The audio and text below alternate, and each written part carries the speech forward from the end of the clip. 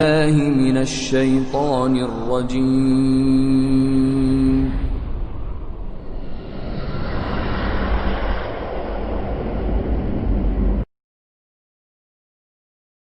الرحمن الرحيم. In the name of Allah, the entirely merciful, the especially merciful. سورة أنزلناها وفرضناها وأنزلنا فيها آيات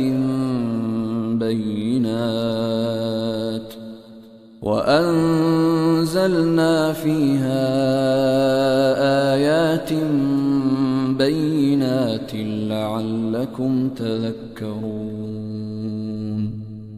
This is a surah which we have sent down and made that within it obligatory and revealed therein verses of clear evidence that you might remember.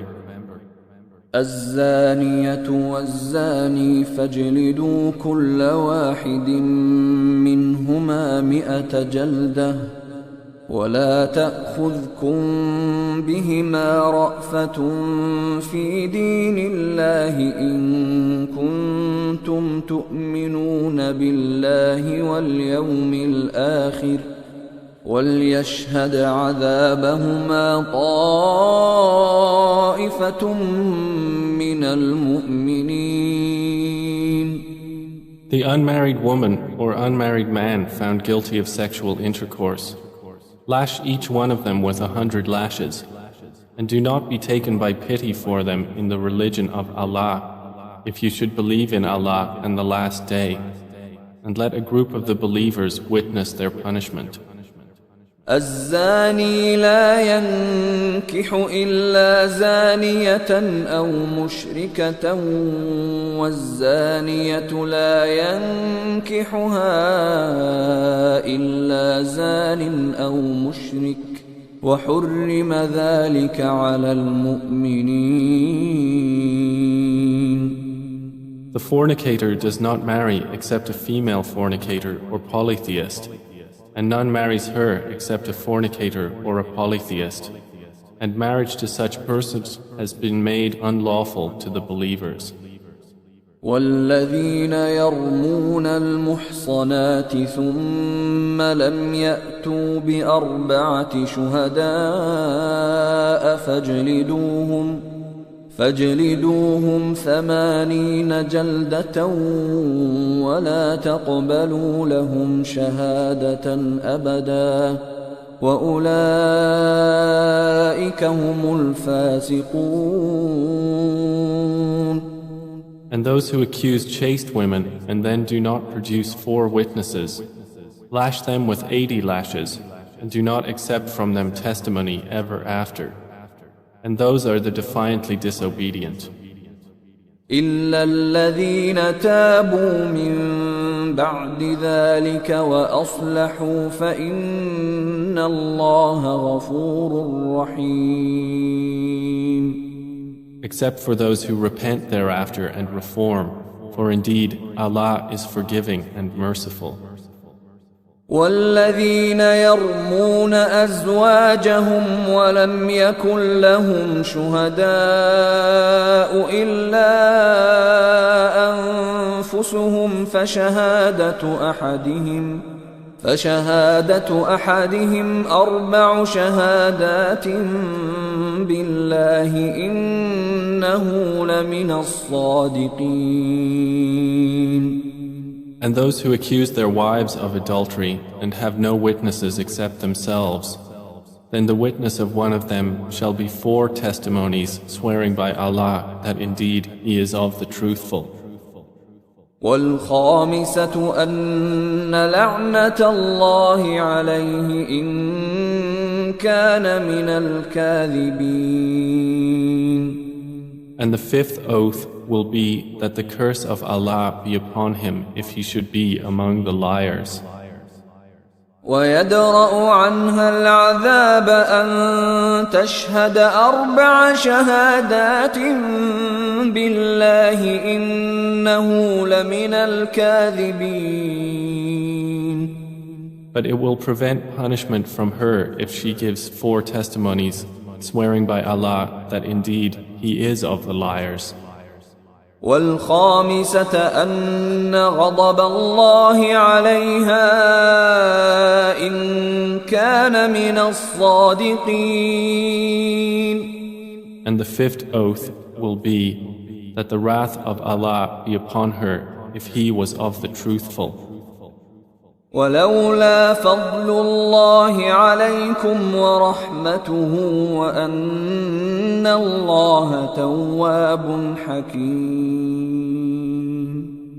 And if not for the favor of Allah upon you and His mercy, and because Allah is accepting of repentance and wise, إن الذين جاءوا بالإفك عصبة منكم لا تحسبوه شرا لكم بل هو خير لكم لكل امرئ منهم ما اكتسب من الإثم والذي تولى كبره منهم له عذاب عظيم.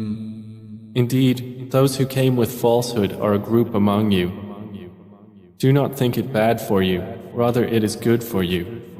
For every person among them is what punishment he has earned from the sin, and he who took upon himself the greater portion thereof, for him is a great punishment. لولا إذ سمعتموه ظن المؤمنون والمؤمنات بأنفسهم خيرا وقالوا هذا إفك مبين. Why, when you heard it, did not the believing men and believing women think good of themselves and say, this is an obvious falsehood? لولا جاءوا عليه بأربعة شهداء فإذ لم يأتوا بالشهداء فأولئك عند الله هم الكاذبون. Why did they who slandered not produce for it 4 witnesses? And when they do not produce the witnesses, then it is they in the sight of Allah who are the liars. ولولا فضل الله عليكم ورحمته في الدنيا والآخرة لمسكم فيما أفضتم فيه عذاب عظيم. And if it had not been for the favor of Allah upon you and His mercy in this world and the hereafter, you would have been touched for that lie in which you were involved by a great punishment. إذ تلقونه بألسنتكم وتقولون بأفواهكم ما ليس لكم به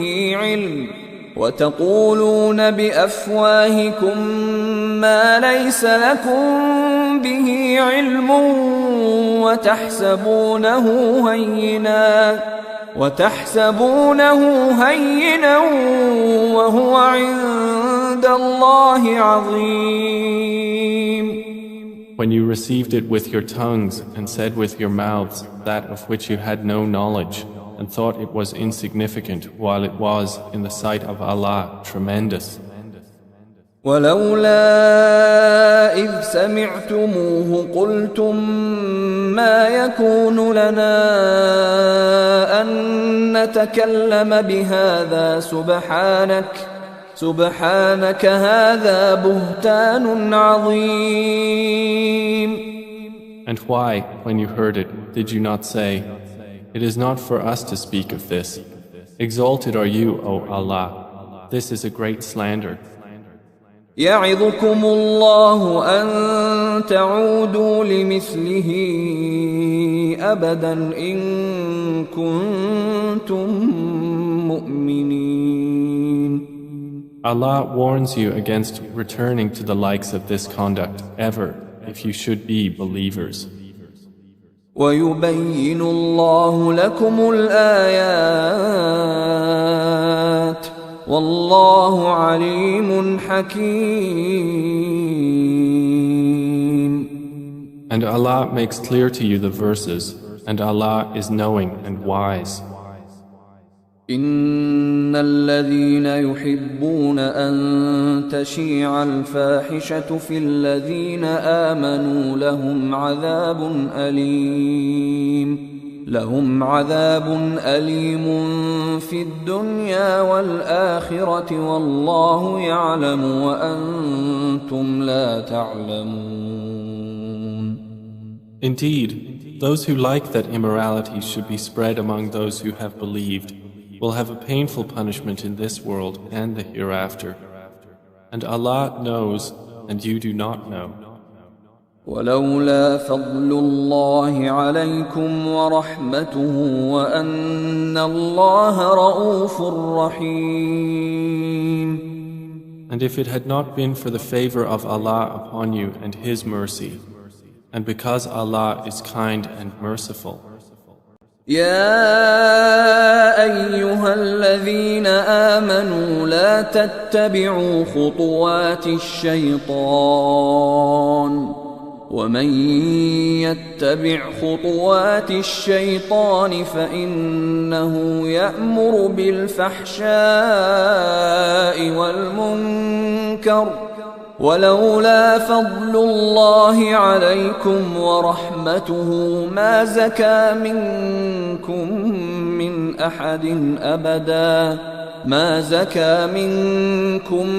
من أحد أبدا ولكن الله يزكي من يشاء والله سميع عليم. O you who have believed, do not follow the footsteps of Satan. And whoever follows the footsteps of Satan, indeed, he enjoins immorality and wrongdoing. And if not for the favor of Allah upon you and His mercy, not one of you would have been pure ever. But Allah purifies whom He wills, and Allah is hearing and knowing. ولا يأتل أولو الفضل منكم والسعة أن يؤتوا أولي القربى والمساكين والمهاجرين في سبيل الله وليعفوا وليصفحوا ألا تحبون أن يغفر الله لكم والله غفور رحيم. And let not those of virtue among you and wealth swear not to give aid to their relatives and the needy and the immigrants for the cause of Allah, and let them pardon and overlook. Would you not like that Allah should forgive you? And Allah is forgiving and merciful. إن الذين يرمون المحصنات الغافلات المؤمنات لعنوا في الدنيا والآخرة ولهم عذاب عظيم. Indeed, those who falsely accuse chaste, unaware and believing women are cursed in this world and the hereafter, and they will have a great punishment. يوم تشهد عليهم ألسنتهم وأيديهم وأرجلهم بما كانوا يعملون. On a day when their tongues, their hands and their feet will bear witness against them as to what they used to do. يومئذ يوفيهم الله دينهم الحق ويعلمون أن الله هو الحق المبين. That day, Allah will pay them in full their true recompense, and they will know that it is Allah who is the manifest truth. الخبيثات للخبيثين والخبيثون للخبيثات والطيبات للطيبين والطيبون للطيبات أولئك مبرؤون مما يقولون لهم مغفرة ورزق كريم. Evil words are for evil men, and evil men are subjected to evil words. And good words are for good men, and good men are an object of good words. Those good people are declared innocent of what the slanderers say. For them is forgiveness and noble provision.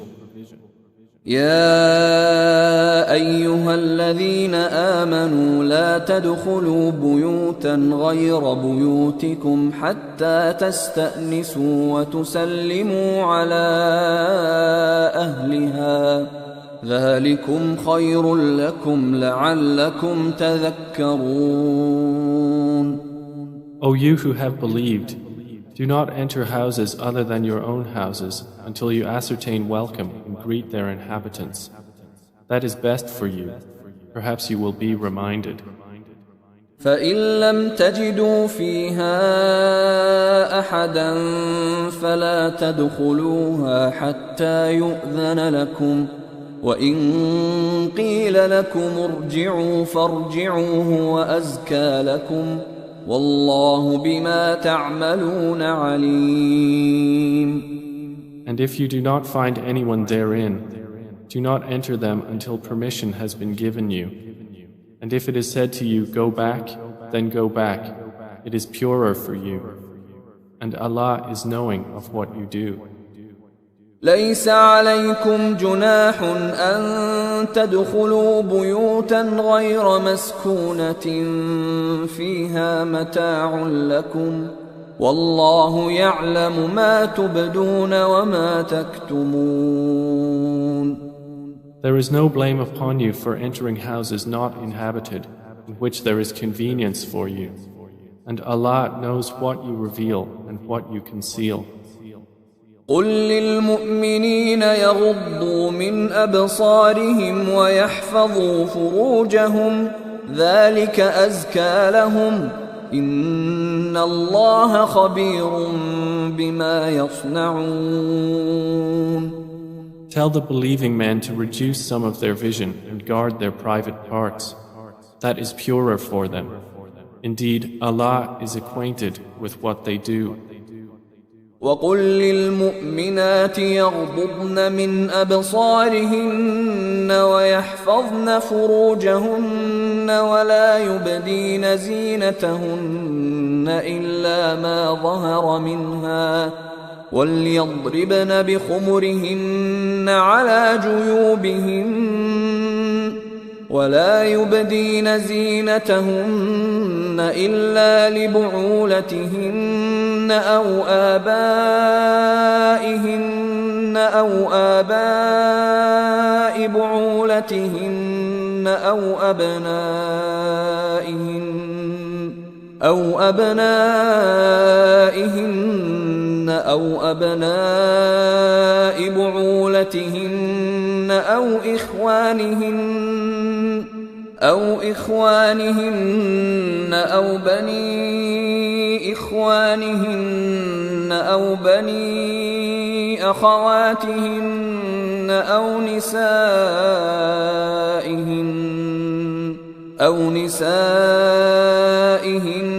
أو ما ملكت أيمانهن أو التابعين غير أولي الإربة من الرجال أو الطفل الذين لم يظهروا على عورات النساء ولا يضربن بأرجلهن ليعلم ما يخفين من زينتهن وتوبوا إلى الله جميعا أيها المؤمنون لعلكم تفلحون. And tell the believing women to reduce some of their vision and guard their private parts and not expose their adornment except that which appears thereof, and to draw their head covers over their chests and not display their adornment except to their husbands, their fathers, their husbands' fathers, their sons, their husbands' sons, their brothers' sons, their sisters' sons, their women, that which their right hands possess, or those male attendants having no physical desire, or children who are not yet aware of the private aspects of women. And let them not stamp their feet to make known what they conceal of their adornment. And turn to Allah in repentance, all of you, O believers, that you might succeed. وأنكحوا الأيام منكم والصالحين من عبادكم وإمائكم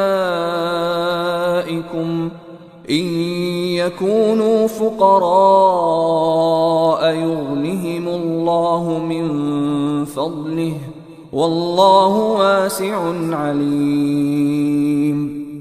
And marry the unmarried among you, and the righteous among your male slaves and female slaves. If they should be poor, Allah will enrich them from His bounty, and Allah is all-encompassing and knowing.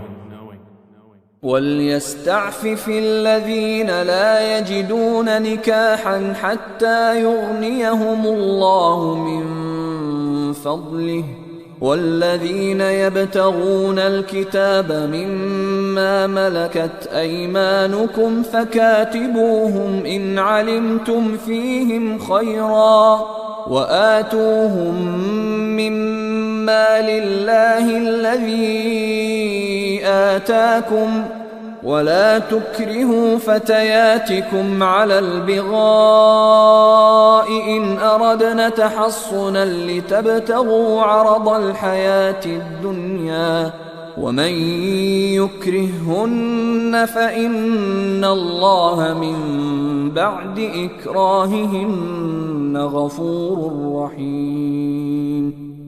But let them who find not the means for marriage abstain from sexual relations until Allah enriches them from His bounty.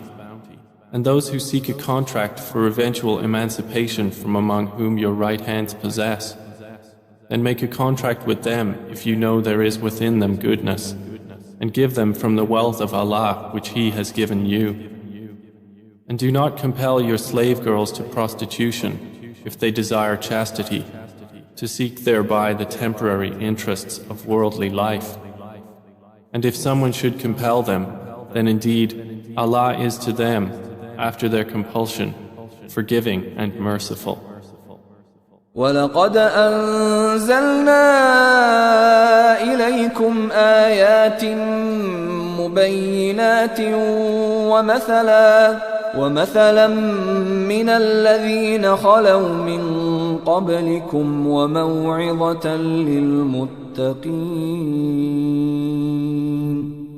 And we have certainly sent down to you distinct verses and examples from those who passed on before you, and an admonition for those who fear Allah. الله نور السماوات والأرض مثل نوره كمشكاة فيها مصباح المصباح في زجاجة الزجاجة كأنها كوكب دري يوقد من شجرة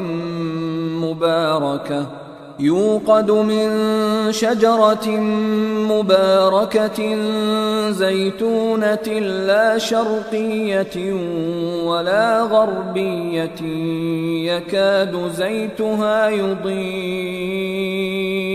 يكاد زيتها يضيء ولو لم تمسسه نار نور على نور يهدي الله لنوره من يشاء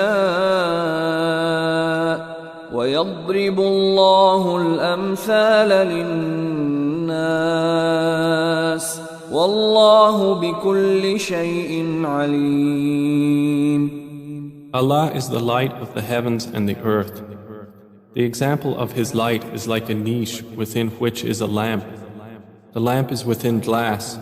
The glass as if it were a pearly white star lit from the oil of a blessed olive tree, neither of the east nor of the west, whose oil would almost glow even if untouched by fire.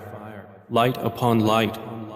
Allah guides to His light whom He wills, and Allah presents examples for the people, and Allah is knowing of all things.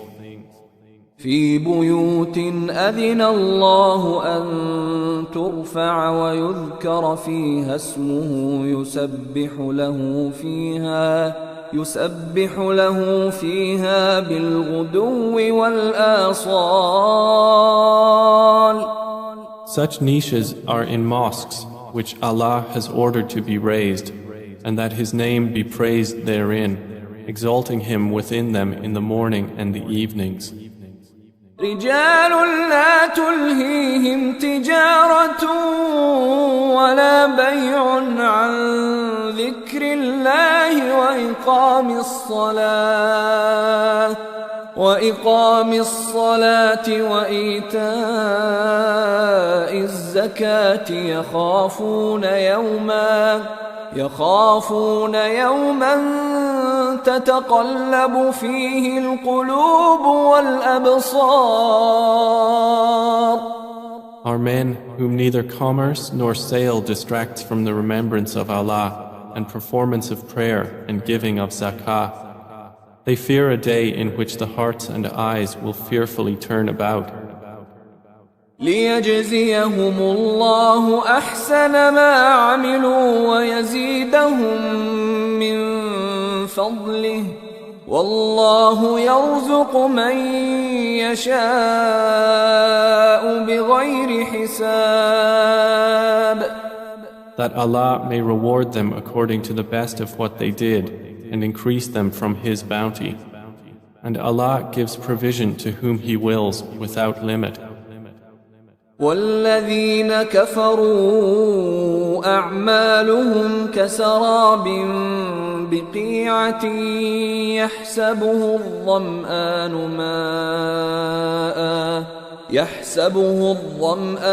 ماء حتى إذا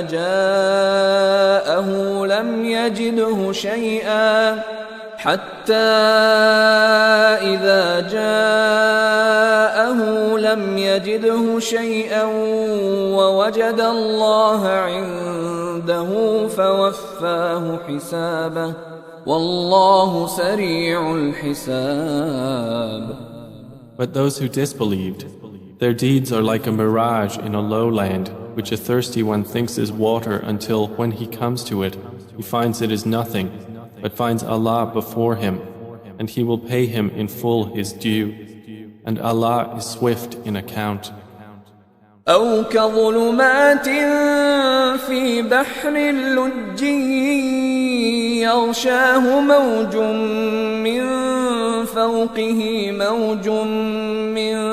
فوقه سحاب ظلمات بعضها فوق بعض إذا أخرج يده لم يكد يراها ومن لم يجعل الله له نورا فما له من نور.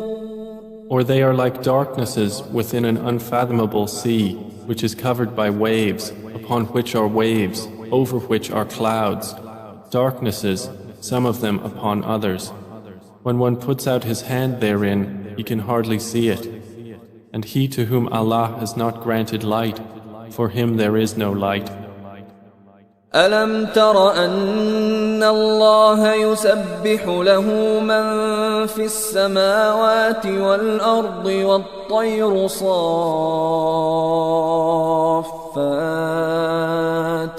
كل قد علم صلاته وتسبيحه والله عليم بما يفعلون. Do you not see that Allah is exalted by whomever is within the heavens and the earth, and by the birds with wings spread in flight? Each of them has known his means of prayer and exalting Him, and Allah is knowing of what they do. وَلِلَّهِ مُلْكُ السَّمَاوَاتِ وَالْأَرْضِ وَإِلَى اللَّهِ الْمَصِيرُ. And to Allah belongs the dominion of the heavens and the earth, and to Allah is the destination. ألم تر أن الله يزجي سحابا ثم يؤلف بينه ثم يجعله ركاما فترى الودق يخرج من خلاله وينزل من السماء من جبال فيها من برد فيصيب به من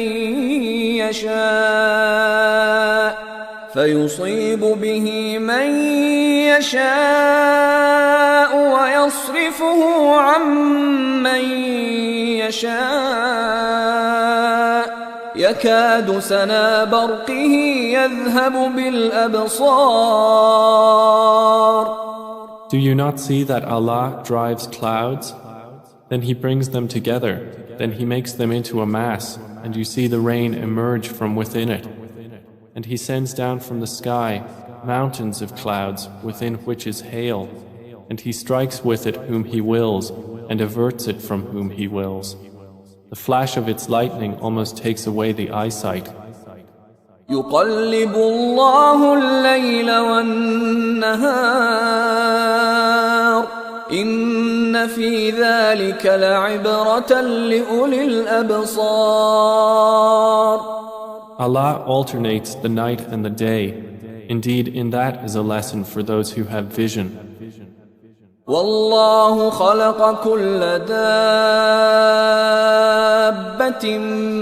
من ماء فمنهم من يمشي على بطنه ومنهم من يمشي على رجلين ومنهم من يمشي على أربع يخلق الله ما يشاء إن الله على كل شيء قدير. Allah has created every living creature from water, and of them are those that move on their bellies, and of them are those that walk on 2 legs, and of them are those that walk on 4. Allah creates what He wills. Indeed, Allah is over all things competent. لقد أنزلنا آيات مبينات والله يهدي من يشاء إلى صراط مستقيم. We have certainly sent down distinct verses, and Allah guides whom He wills to a straight path.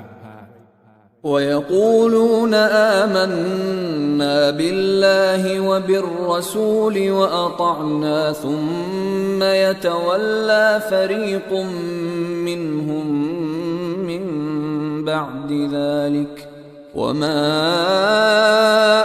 أولئك بالمؤمنين. But the hypocrites say, we have believed in Allah and in the Messenger, and we obey. Then a party of them turns away after that, and those are not believers.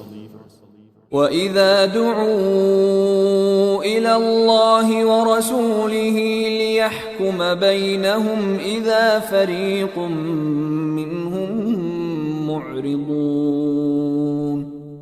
And when they are called to the words of Allah and His Messenger to judge between them, at once a party of them turns aside in refusal. وَإِن يَكُن لَّهُمُ الْحَقُّ يَأْتُوا إِلَيْهِ مُذْعِنِينَ. But if the right is theirs, they come to Him in prompt obedience. أَفِي قُلُوبِهِم مَّرَضٌ أَمِ ارْتَابُوا أَمْ يَخَافُونَ أَن يَحِيفَ اللَّهُ عَلَيْهِمْ وَرَسُولُهُ بَلْ أُولَئِكَ هُمُ الظَّالِمُونَ. Is there disease in their hearts? Or have they doubted? Or do they fear that Allah will be unjust to them or His Messenger? Rather, it is they who are the unjust. إنما كان قول المؤمنين إذا دعوا إلى الله ورسوله ليحكم بينهم أن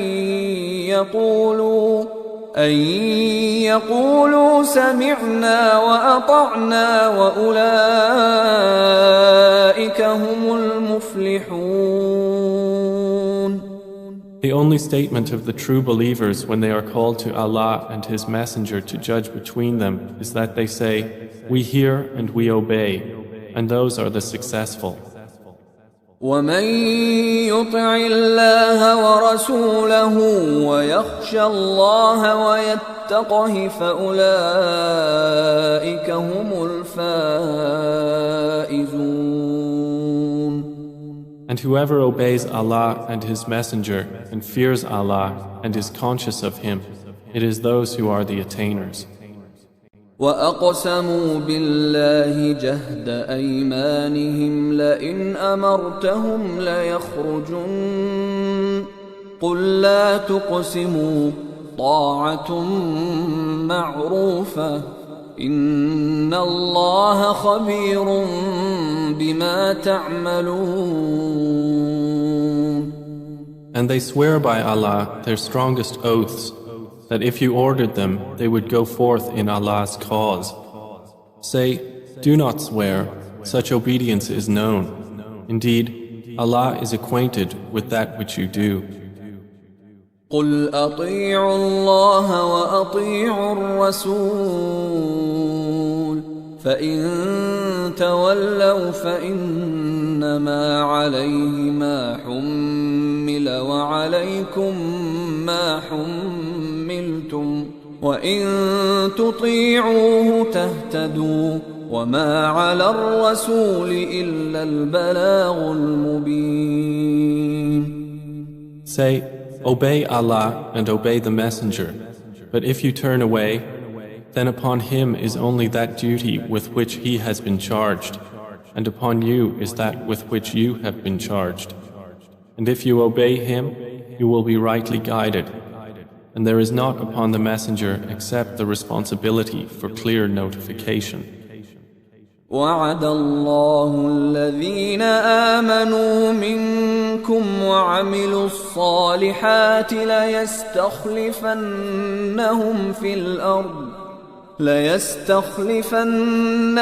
في الأرض كما استخلف الذين من قبلهم وليمكنن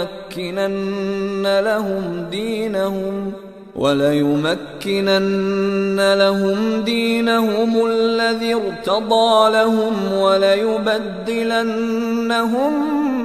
من بعد خوفهم أمنا يعبدونني لا يشركون بي شيئا ومن كفر بعد ذلك فأولئك هم الفاسقون.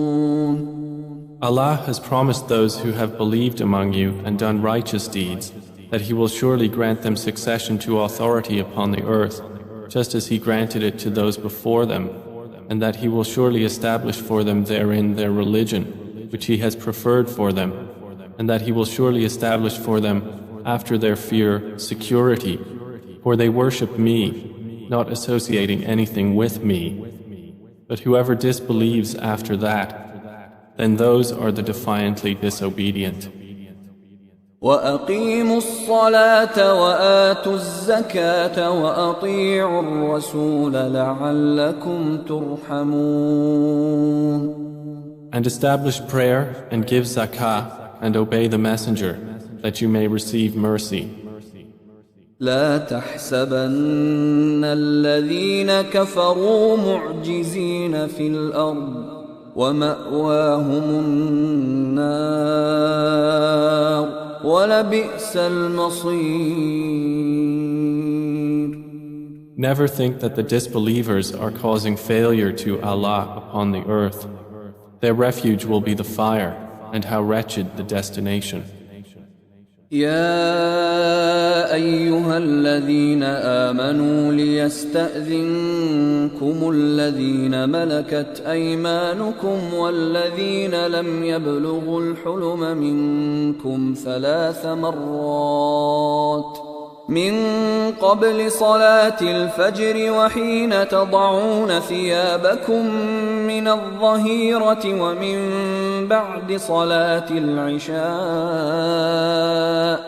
3 عورات لكم ليس عليكم ولا عليهم جناح بعدهن طوافون عليكم بعضكم على بعض كذلك يبين الله لكم الآيات والله عليم حكيم. O you who have believed, let those whom your right hands possess and those who have not yet reached puberty among you ask permission of you before entering at 3 times. Before the dawn prayer, and when you put aside your clothing for rest at noon, and after the night prayer. These are 3 times of privacy for you. There is no blame upon you nor upon them beyond these periods, for they habitually circulate among you, some of you among others. Thus does Allah make clear to you the verses, and Allah is knowing and wise. وَإِذَا بَلَغَ الْأَطْفَالُ مِنكُمُ الْحُلُمَ فَلْيَسْتَأْذِنُوا كَمَا اسْتَأْذَنَ الَّذِينَ مِن قَبْلِهِمْ كَذَلِكَ يُبَيِّنُ اللَّهُ لَكُمْ آيَاتِهِ وَاللَّهُ عَلِيمٌ حَكِيمٌ. And when the children among you reach puberty, let them ask permission at all times, as those before them have done. Thus does Allah make clear to you His verses, and Allah is knowing and wise. والقواعد من النساء اللاتي لا يرجون نكاحا فليس عليهن جناح أن يضعن ثيابهن غير متبرجات بزينة وأن يستعففن خير لهن والله سميع عليم. And women of post-menstrual age who have no desire for marriage, there is no blame upon them for putting aside their outer garments but not displaying adornment. But to modestly refrain from that is better for them, and Allah is hearing and knowing. ليس على الأعمى حرج ولا على الأعرج حرج ولا على المريض حرج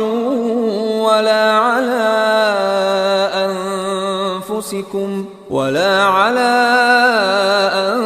أنفسكم أن تأكلوا من بيوتكم أو بيوت آبائكم أو بيوت أمهاتكم أو بيوت إخوانكم أو بيوت أخواتكم أو بيوت أعمامكم أو بيوت عماتكم أو بيوت أخوالكم أو بيوت خالاتكم أو ما ملكتم مفاتحه أو صديقكم ليس عليكم جناح أن تأكلوا جميعا أو أشتاتا فإذا دخلتم بيوتا فسلموا على أنفسكم تحية من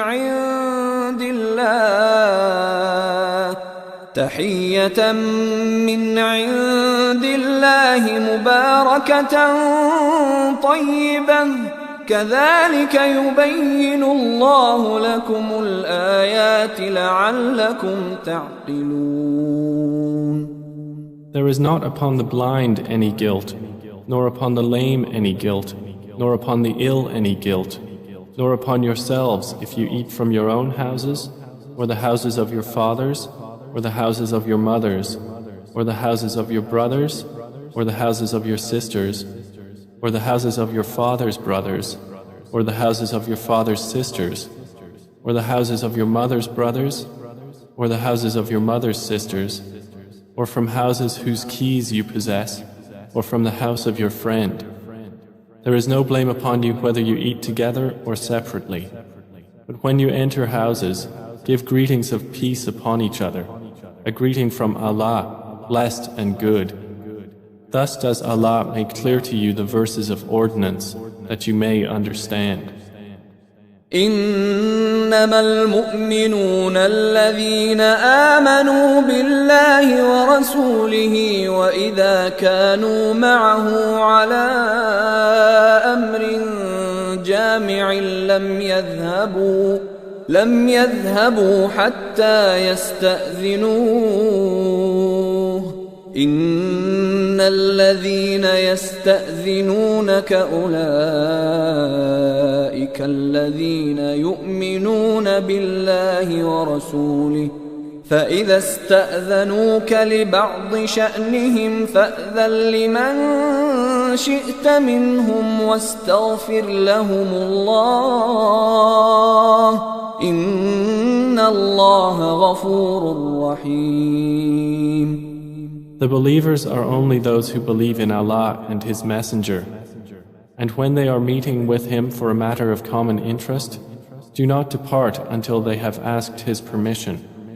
Indeed, those who ask your permission, O Muhammad, those are the ones who believe in Allah and His Messenger. So when they ask your permission for something of their affairs, then give permission to whom you will among them, and ask forgiveness for them of Allah. Indeed, Allah is forgiving and merciful. لا تجعلوا دعاء الرسول بينكم كدعاء بعضكم بعضا قد يعلم الله الذين يتسللون منكم لواذا فليحذر الذين يخالفون عن أمره أن تصيبهم فتنة أو يصيبهم عذاب أليم. Do not make your calling of the messenger among yourselves as the call of one of you to another. Already Allah knows those of you who slip away, concealed by others. So let those beware who dissent from the Prophet's order, lest fitna strike them or a painful punishment. ألا إن لله ما في السماوات والأرض قد يعلم ما أنتم عليه ويوم يرجعون إليه فينبئهم بما عملوا والله بكل شيء عليم. Unquestionably, to Allah belongs whatever is in the heavens and earth. Already He knows that upon which you stand, and knows the day when they will be returned to Him, and He will inform them of what they have done. And Allah is knowing of all things.